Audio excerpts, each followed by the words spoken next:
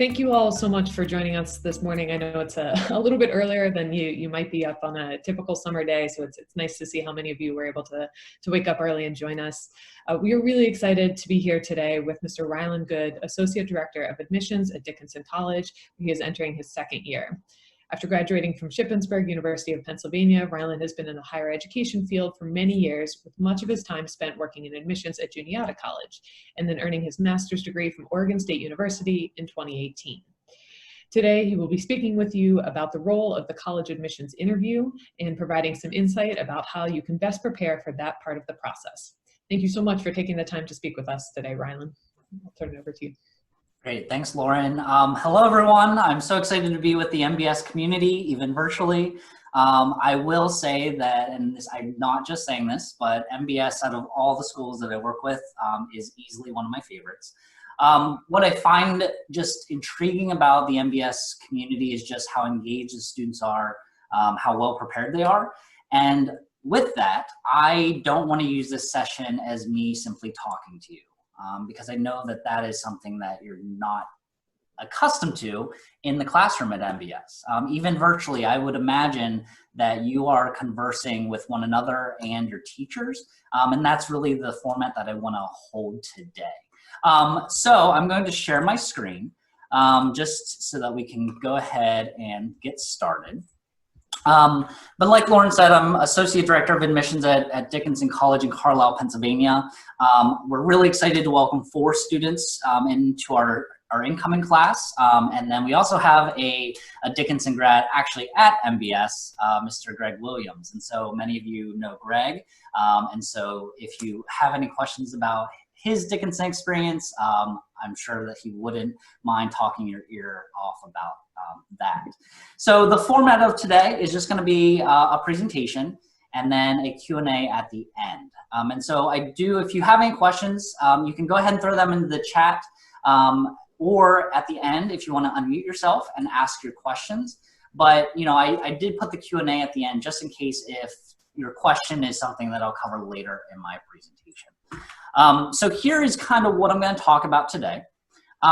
The question often is like, why should I even interview? Like, do I have to interview at a college? I'm going to give you some context of the interview in terms of what we look at and why an interview may or may not be important. I'll talk about the different types of interviews. I'll talk about the timeline. So the question is like, well, Rylan, when should I interview? How to prepare for the interview, and then some kind of closing thoughts and recommendations as you take on different college interviews. So with that, this is the time where I'm going to ask you to unmute yourself if you want to. But I want to hear from you, like from your perspective, why interview with a college or university? So as you feel comfortable, as you have ideas, feel free to just unmute yourself and share kind of why you think an interview is important or what the role of an interview at a college or university is.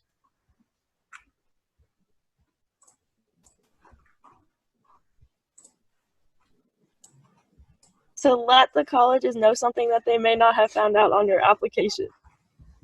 Okay. So additional information that either may not be on your application, or something that you want to elaborate. Great, awesome. Anyone else?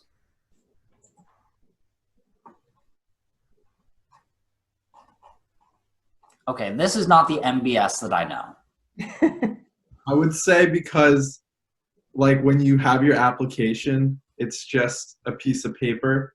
But when you can see someone and discuss with them, it's like they can actually see you and touch you and hear your voice, and it's a different type of feeling. Yeah.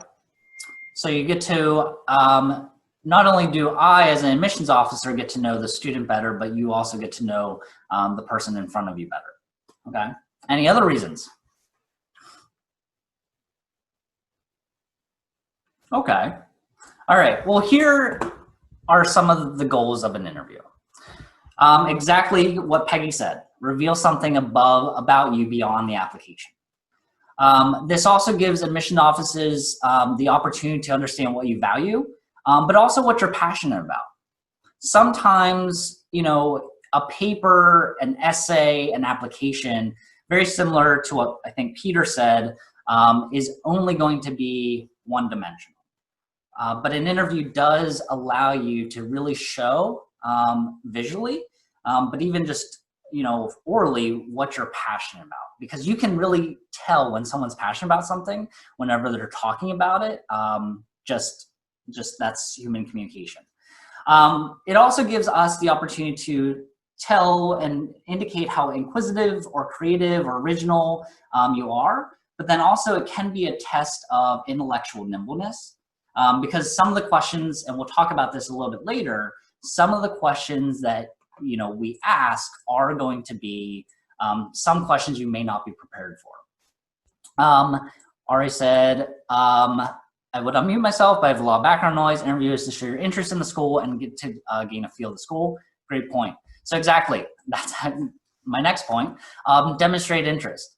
So at some schools, including Dickinson, in our admission process, we do take into consideration, have I heard from this student? Do I know this student? Has this student done something to show that they're interested in us? And so an interview is a great way to demonstrate your interest in a school, but then also to learn about the school even more. This also gives us the opportunity to see how you might thrive in a classroom setting.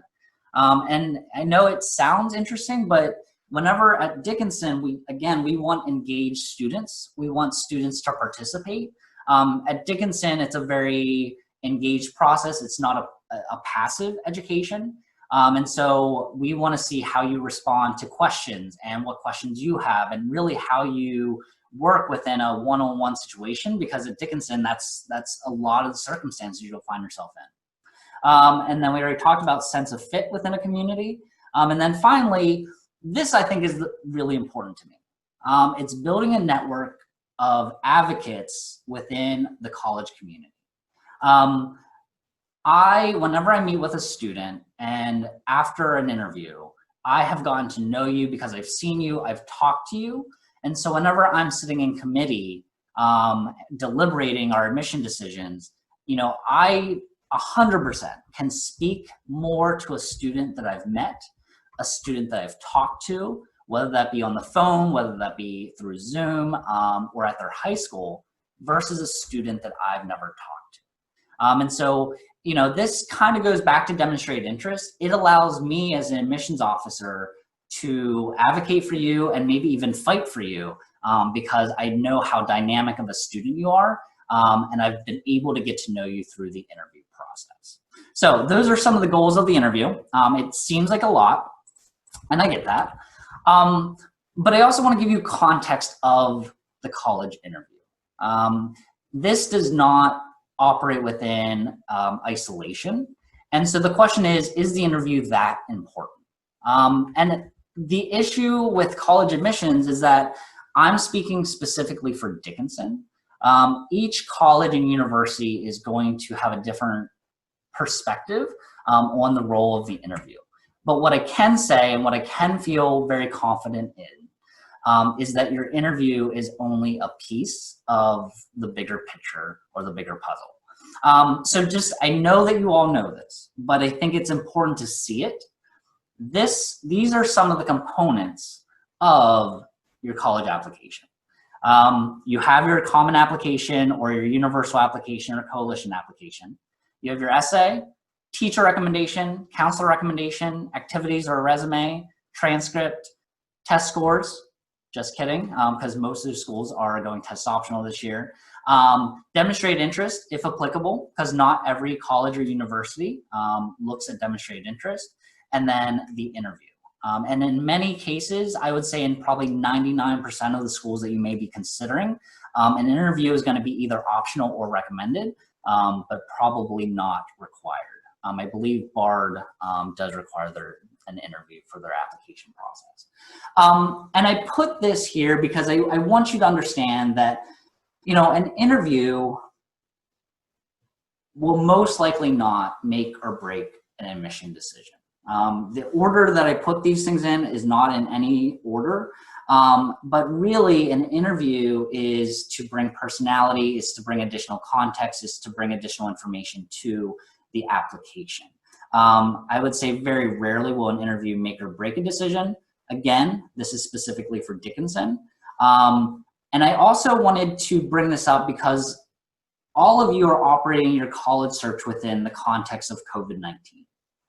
I suspect as more and more schools go test optional, because at some schools, they rely very heavily on test scores as a way to evaluate a candidate for admission. So with Harvard, even Brown, Princeton, I don't think has gone test optional.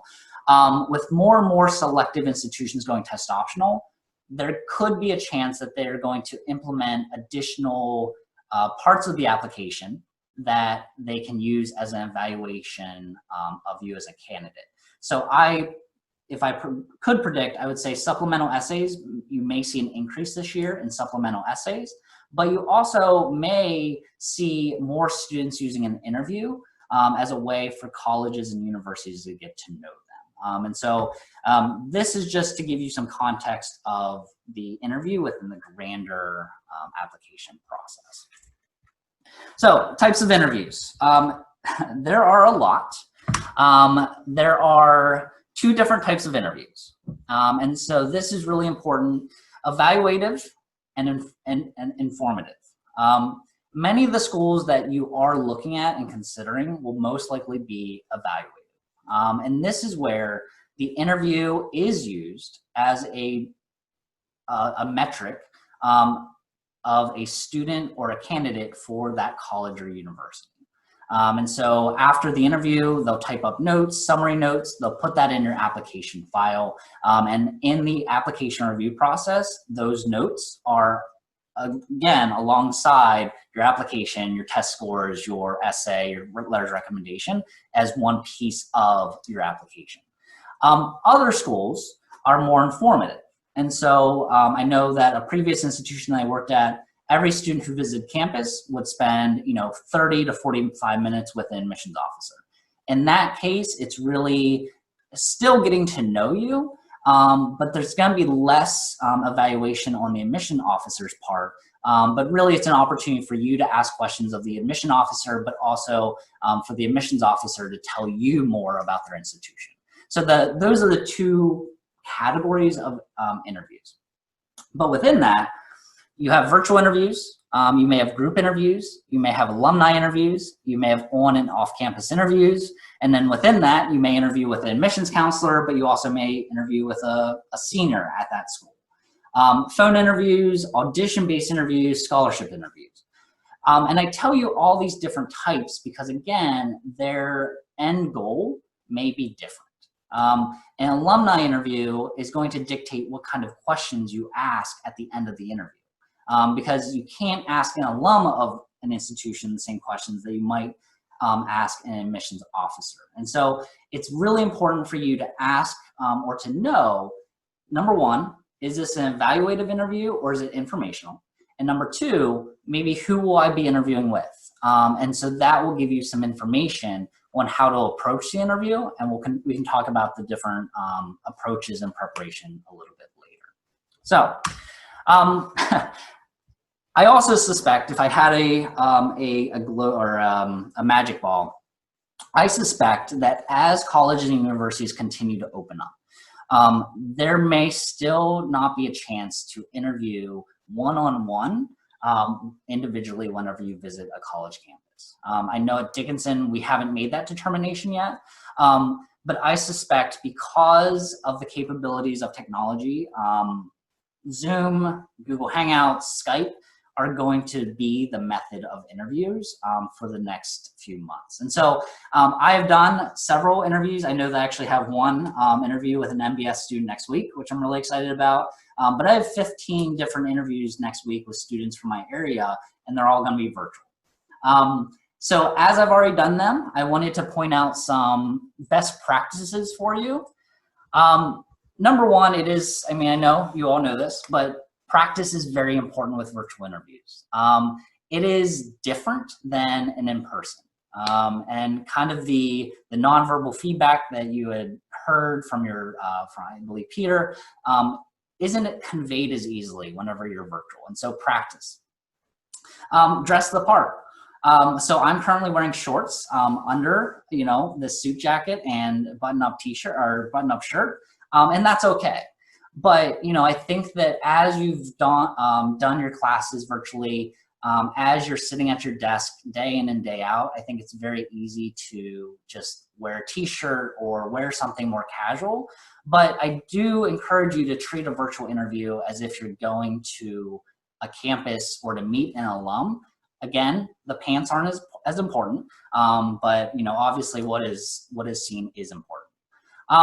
Check your technology and Wi-Fi. At different parts of my apartment, the Wi-Fi is stronger, it's weaker, but then also just make sure that your camera's working. Because as an admissions officer, I have back-to-back interviews. And so even 2 to 3 minutes of a student figuring out, how do I turn my camera on? Or, my camera's not working. That then limits our time together because I can't be late to the next interview. And so checking all of this beforehand is equally important. Minimize distractions. So if you have a dog or if you have a sibling that is going to run into the room, figuring those things out, because I think it's very easy to get distracted. I have meetings with my coworkers pretty much every day. Many of them have small children at home, and I know I don't know what it's like to have small children at home, but I can see what it's like. And so it's very distracting, not only for them, but it's also very distracting for myself. And so do your best to minimize those distractions. Making sure you're comfortable with the platform. I would imagine you're all Zoom experts. And the fact that none of you have your cameras or audio on is like a clear indication of that. And so kudos for you. But again, each interview may be on Google Hangouts, maybe on Skype, maybe on WebEx. So making sure you're comfortable with each platform because they do operate differently. These are like very little nitpicky things, but I'm very aesthetic. My focus is aesthetics. So I was actually doing a Skype or a Zoom call last night with my grad school friends, and my one friend was sitting right in front of a window. And so the right-hand picture is what your lighting looks like. And so again, it just doesn't give the best presentation of yourself simply because you're not backlit or you are backlit. So making sure your lighting is good. And then finally, I think that a lot of times whenever I'm interviewing students, the tendency is to look at the screen. And so if I look at the screen, but the admissions officer is looking at me, it doesn't look like I'm looking at the admissions officer. Again, this isn't gonna make or break you, your interview, but it just helps create that connection between you and that admissions officer. So those are just some real quick points about the virtual interview. All right, so the timeline. When do I interview? So, these are my personal recommendations, but I would say, and I would imagine, I believe that you're all rising seniors. So I would say anytime after your junior year would be a good time to interview. I feel that as a junior, as you're going through your junior year, I think that is too early. And then in terms of the end deadline, prior to the application deadline, if not sooner. So if you're applying to a school early decision, the school may have outlined exactly when they want their early decision students to interview. But if the early decision deadline is November 15th, you need to make sure that your interview is in your application file prior to that, if not much sooner. And so again, this is going to be dictated by each college and university that you may be applying to. And then I think with the timeline, it's also important to think about, like, who do I want to interview with? For some schools, they only offer alumni interviews, so you really don't get the chance to do that. But if you visit a campus in the fall, I'm not going to be there. And so you need to think about, if I visit campus in the fall, I'm going to probably interview with a student. Versus if you know that I'm going to be visiting MBS, so that means I'm going to be in New Jersey, reaching out to specific counselors and saying, hey, like I want to see if I could, interview with you during the time that you're in New Jersey. That could be an opportunity as well. I personally love to meet with all my students so that I get to know them personally, because I think it just helps me work with you in the process. But again, not every college and university will give you that opportunity. So I would say from now, if you're a rising senior, to that application deadline, that's kind of your window. And some universities may have a smaller window than that. So preparing for the interview. So I know these are things that you all know, but read the instructions. Again, every college and university may do things differently. So making sure that you are very, I think, attentive to what they're telling you or asking you to do. Research the institution. And I'll go into this a little bit later about why that's important. Generate specific questions, and that's going to come off of your research. And again, I'll talk about this later. Think of evidence-based responses. And so this is taking an inventory of your life. And I'll show you a few common questions and maybe some uncommon questions that can help you with preparing for evidence-based responses. And then finally, practice with common questions. And so I need a volunteer right now. So let's see, or I don't know, do I have to raise the hand? I don't think I have the raise the hand feature. So I need a volunteer to unmute themselves and, volunteer themselves. Or maybe I'll have Lindsay just pick someone.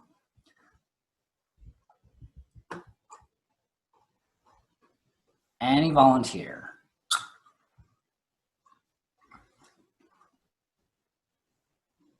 Okay, Robert. All right, so I'm going to go ahead and unmute yourself. All right, so Robert, simple question. Tell me about yourself. Well, for starters, my name's Robert. I just finished my junior year at Morristown-Beard School, and I have spent all my life growing up in New Jersey, and a big part of my life and who I am is music. I started DJing at 10 years old, and I've taken that a couple steps further, and now I'm a music producer, and I have 3 songs currently available on iTunes and Spotify, and it's just a big part of who I am. Awesome. Awesome. You can unmute yourself again. This may or may not be a question that you get asked. I actually think that, for being put on the spot, Robert did an amazing job. And this is why I love MBS students. But oftentimes, whenever I ask, if that question is asked, some students don't know what to say. Or they miss a lot of things that they wish they would have said. And so this is a very simple question, but this shows you that if I would have given Robert a heads up, like, hey, Robert, in 10 minutes, I'm going to ask you this question. And then I'd have him tell me about himself again. I would imagine there will be even more things that he would add in. He may reword things, and it would be more articulate and cogent. And so, so again, practice is very important with common questions. And so here's some of those common questions. And these may or may not be asked, but these are some of the questions that I do see often in college interviews. So again, colleges and universities are trying to find why you're interested in them. And so why Dickinson? Why Richmond? Why Hamilton? So I'm going to come back to this slide. Oftentimes whenever I ask students why Dickinson, this is actually a pretty typical answer.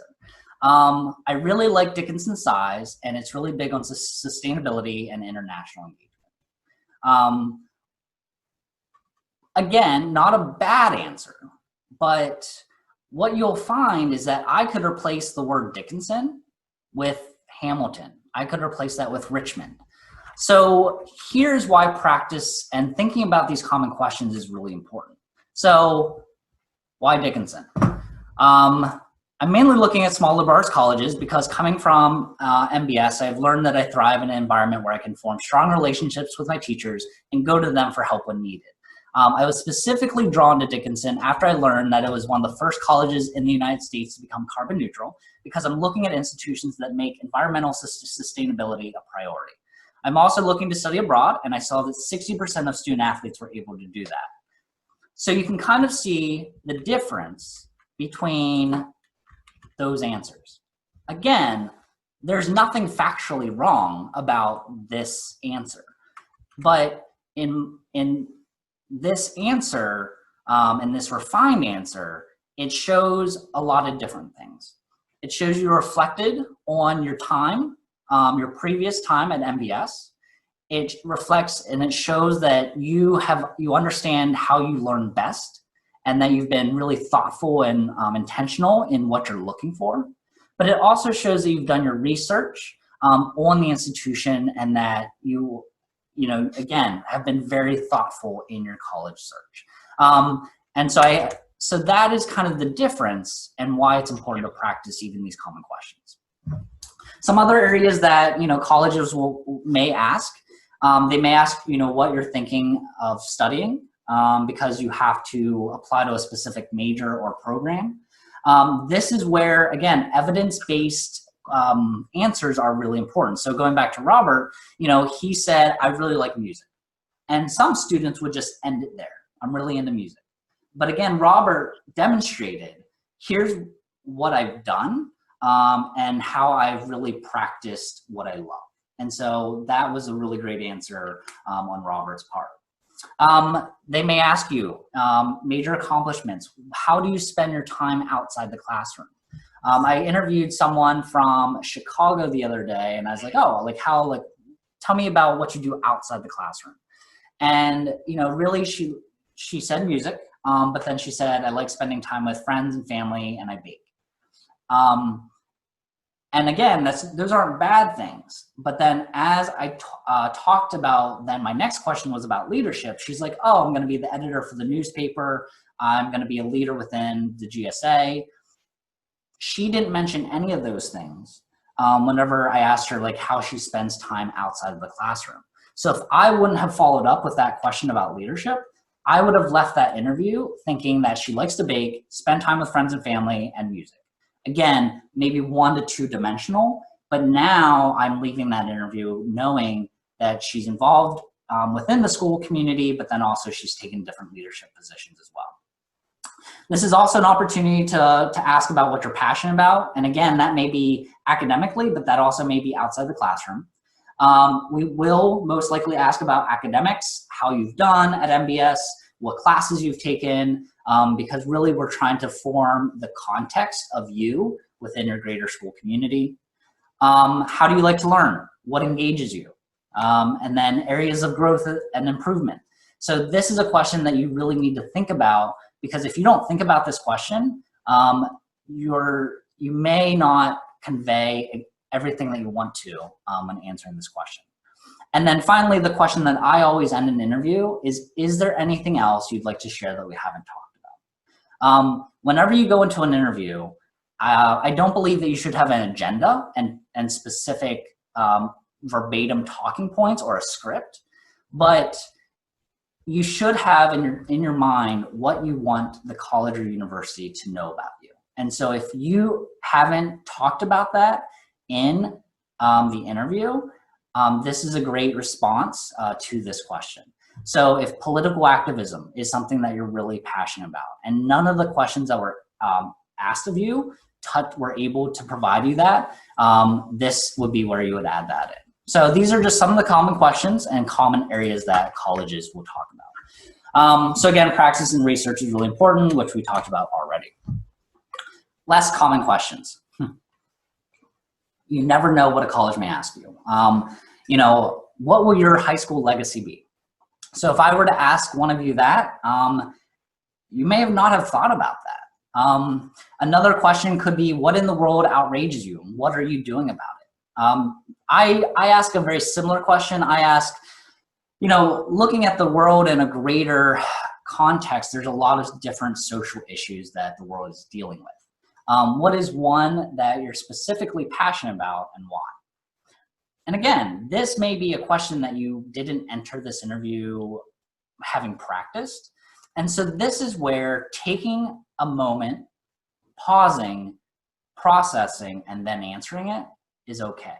We understand that these questions may not be questions that you thought about. And so again, this is us being able to see your nimbleness and your ability to think critically and to think quickly. But again, in many cases, we don't expect you to have an answer just like that. So taking, a few seconds to pause and to reflect on that is okay. Tell me a time you've experienced failure. Again, practice is important. And so knowing these moments ahead of time will be important, but you may have not thought of that before. And so taking a few seconds to think back on your life is okay. Recommend a good book. This could be a question or a statement, asked by an admissions officer. I don't expect or suspect that, all of you have great book recommendations on the top of your head. So thinking about what you've read and then conveying that to the admissions officer is completely okay. So I think this is my final slide because I've done a lot of talking. I would say my final recommendations in all of this. Be proactive. A lot of times, again, admissions offices aren't going to continually ask you like, hey, interview. Your counseling staff is amazing. And so I'm confident that you'll have a very strong college list. And you'll also know which schools you're really interested in. Again, be proactive to set those interviews up if that's something that you wish to do. Do your research. Again, do your research on yourself. Having a resume in front of you isn't a bad thing, and at least knowing the things that you've done. So you're not trying to think quickly about everything that you've done. You have that on the top of your head versus in the back. Do your research on the institution. Again, I think this is your greatest way to show a school that you're interested in them, but again, that you've been thoughtful and intentional about your college search. Do your research on who your interview will be with. And I talked about this earlier. I'm not saying like, don't go to my Instagram and my Facebook. I'm saying, is this an alum? Is this an admissions officer? Is this a student? Because you're not gonna ask me, a non-Dickinson alum, hey, what was your favorite time what was your favorite memory of Dickinson? And so do your research on who your interview will be with. And you may not know that. And so asking, sending an email. Number one, will this be an evaluative or an informational interview? And can you tell me, who will this interview be with? Will it be with an alum? Will it be with a student? In many cases, the institution does know that information ahead of time. Be professional within reason. I don't expect you to show up in a tux or a prom gown dress, but maybe you didn't get to wear that this year, and so maybe you do want to wear it. But I think that being professional, again, dressing up a little bit is never a bad thing. It shows that you're taking this seriously and that you're, again, being intentional about the process. Advocate for yourself. I think there's a difference between being confident and cocky, but this is really your time to tell admission officers really what makes you unique, why they should admit you, and what you'll bring to their institution. A lot of times I'm trying to draw out things from a student. I want to see what you're passionate about, what you're proud of. And so this is a great opportunity for you to advocate for yourself in the admission process.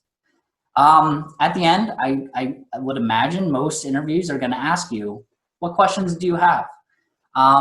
Again, it shows intentionality and thoughtfulness whenever you have well thought out, well-researched questions.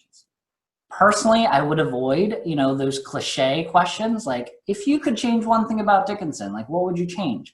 If that's something you truly want to know, then go ahead and ask it. But I think oftentimes students are trying to fill that question time with just filler questions because they hadn't done research on the institution prior. The second thing I would say about that is, nope, I completely lost that. So just one thought on that. I would say in some cases, expect small talk. But like I said, every interview is different. So then there also may be interviews where you sit down and the questions start like that. So you have to expect either. And you have to be able to adapt to both environments.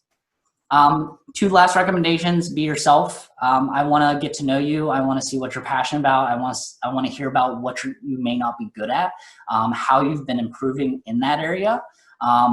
This is really an opportunity for me to get to know you, not a scripted student from MBS. And then finally, follow up. Again, I think that if you send an email to an admissions counselor who has 10,000 applications, it may not, play a significant role, but I personally appreciate whenever a student sends me a thank you card in the mail. That, again, just it's different. It shows that they're thoughtful. An email is completely fine, but I don't think it's ever a bad thing to just follow up, with the admissions officer that you met with. So that was a lot of talking on my part. I guess for the counseling staff, but the students, are there any things that you want me to touch upon, or are there any questions that you may have about the college interview? Yeah, I have a question. So in regards to the interview and whatnot, do you recommend that you do an interview with every college you're applying to, or maybe your top few? Yeah, I mean, I think that is going to depend. And I think that, your college counseling staff will be able to provide insight into that. I think that if they feel that, no, you're a strong candidate, you could probably, you may not need to interview or may not want to interview with them. I think that that's going to be dependent on your college list. I also want to take into consideration your time, your energy, your schedule. If you're balancing 5 AP classes, a spring and a fall sport, a theatrical lead, it just may be not the best opportunity for you to interview with 8 different schools. And you may not be able to present your best self because your mind is elsewhere. Ultimately, I do think college lists are kind of tiered. And so if you interview with the school and you don't really like that school, that may come out. And so I would say use your college counseling staff because it is going to be dependent on your college list. They are so good at knowing, yes, I do think that this could really help you.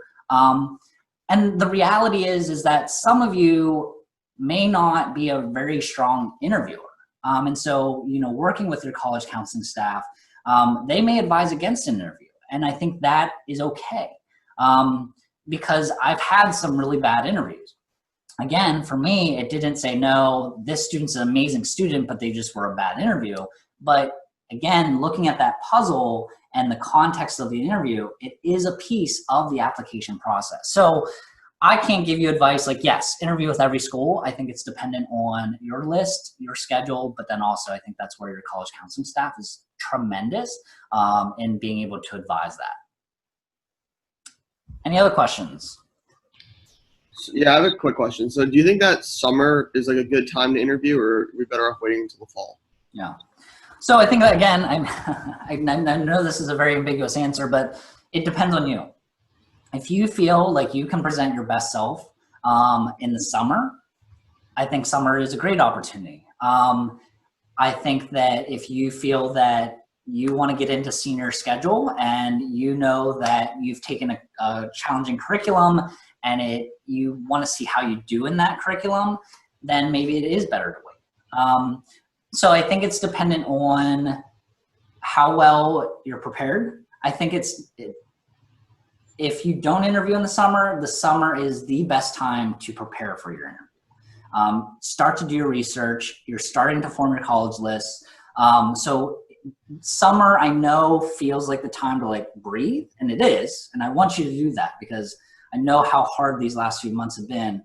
But again, I think the preparation piece is really important in the summer, even if you don't interview. Most institutions only grant 1 interview. I would say most, just because of time and capacity. So you need to determine, is this the best time for me to interview, or should I wait? I have a question in the chat. In terms of talking about time you failed, do academic or personal failures tend to come off better? I think you're maybe asking either or. I mean, I think that, again, depending on the student, it also depends on how you have recovered or how you've been able to navigate that failure. And so if physics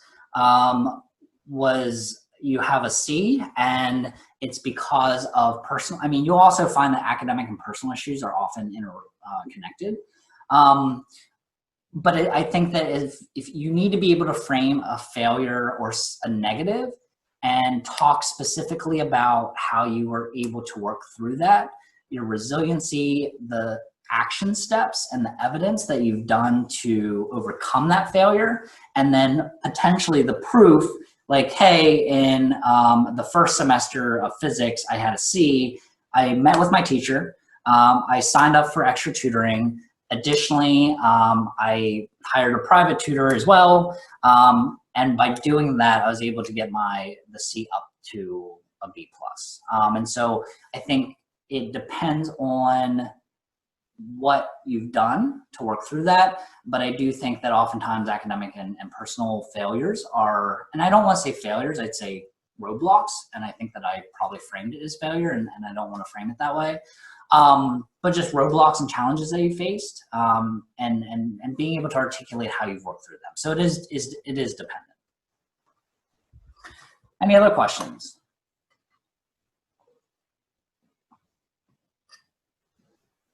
Cool.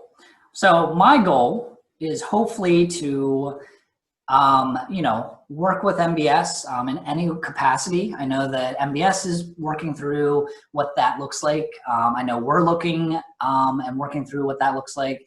But obviously, email. I work with all MBS students, but I'm doing this not as a Dickinson, event, but really as an MBS event. And so I'm really passionate about this. I know that your college counselors want to see you succeed and feel prepared for this process. It can be a stressful process. There's going to be a lot of anxiety and stress around it. I personally, hate how much stress and anxiety is around this process. So however I can help, if that means to do a mock interview, I'm happy to do that, even if Dickinson's not on the list. And so, my hope is that through myself, through the college counselors, you get through this process feeling confident, not beaten down. And so, however I can help, that's my email address, and we'll go from there.